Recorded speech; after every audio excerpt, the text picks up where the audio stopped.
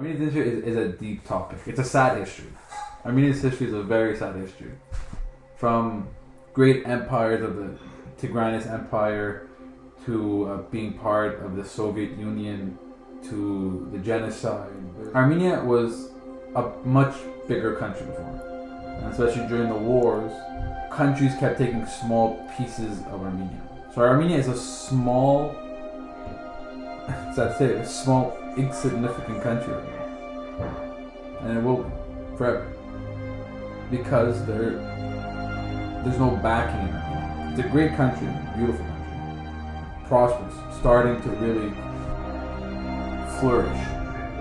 Plagued by war, unfortunately, plagued by lack of support, but it's one of the more prosperous countries. I say 1915, Armenia was part of the the Ottoman Empire. So the Ottoman Empire was a predominantly and practically only Muslim empire. So fast forward to 1915, when the Ottoman Empire started losing ground to the Soviet Union, or to the Soviets essentially, or to Russia, whatnot, during the First World War. Armenians decided to essentially leave the Ottoman Empire and join the Russians because they didn't like the way the Ottomans were running things. They didn't like it, and a lot of nations as well, but especially Armenians, because then they started fighting with the Russians against the Ottoman Empire, which the Ottomans saw as like a sign of obviously defiance and as traitors. So the way the Ottomans responded was genocide. They backed it up with Turkish nationalism. So then they said Armenia's this, Armenia's that. So essentially what Hitler did to the Jews before Hitler did to the Jews. So what they did was it will be a bit graphic, but what they did was they rounded up intellectuals, so teachers, people that were good with their hands, people that knew how to write, politicians, and rounded up and killed them. Or hung them in squares, decapitated them. There's pictures. There's many countries that have recognized this. If you killed the intellectuals, nobody would remember their meanings, because nobody would be able to write them. And it didn't just stop there. They killed men, women, babies. A good movie to watch is Mount Ararat. Great movie, right? It shows the atrocities committed. It's a great movie.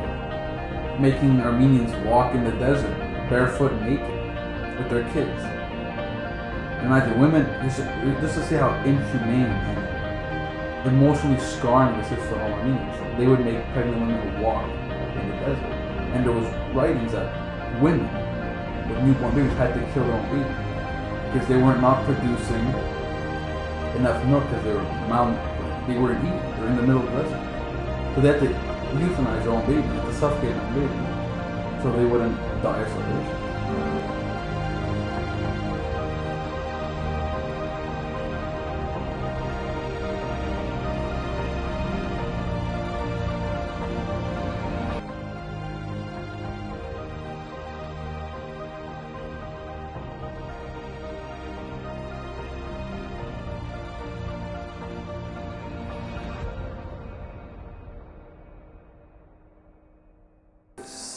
It's kind of like, is it a coincidence? Is it not? It's a question to ask. But a lot of creative geniuses stem from that.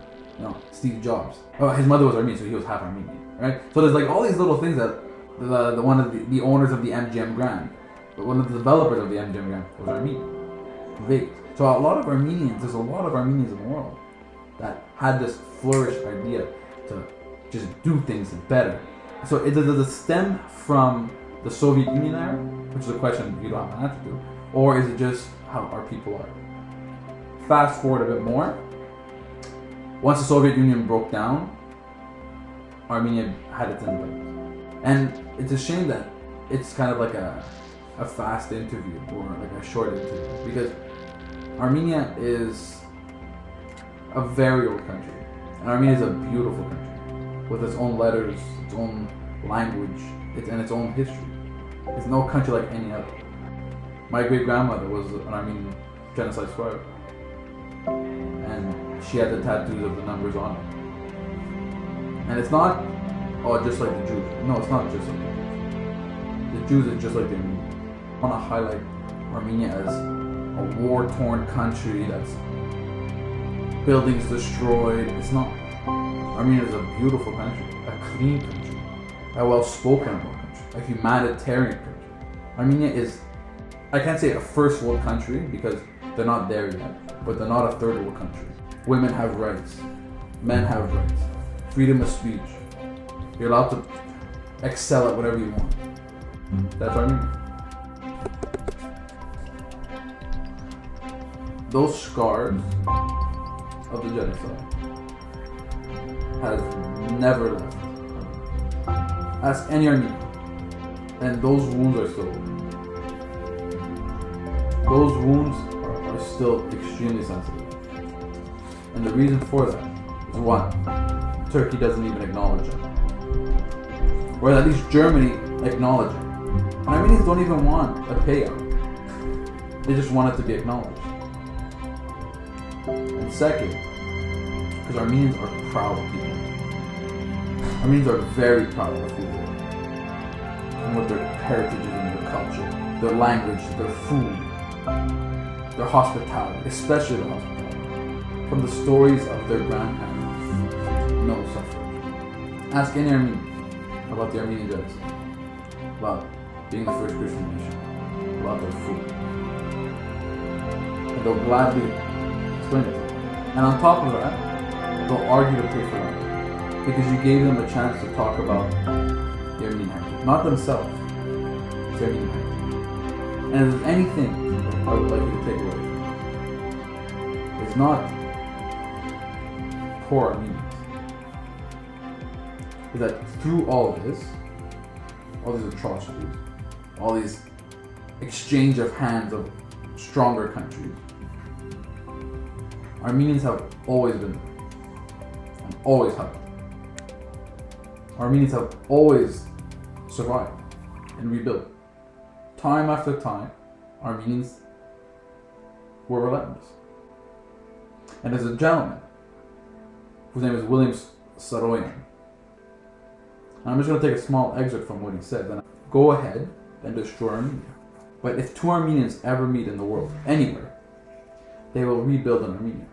When we look up every morning and you see the pictures from Yerevan, which is the capital of Armenia, and you look through the city center and you see these two towering mountains of Ararat and Masis, there's a sense of pride. That through all this time, Armenians are still here. And nobody can take that. Ask any Armenian and they'll gladly talk to you about it. And they will pay for lunch. I guarantee you.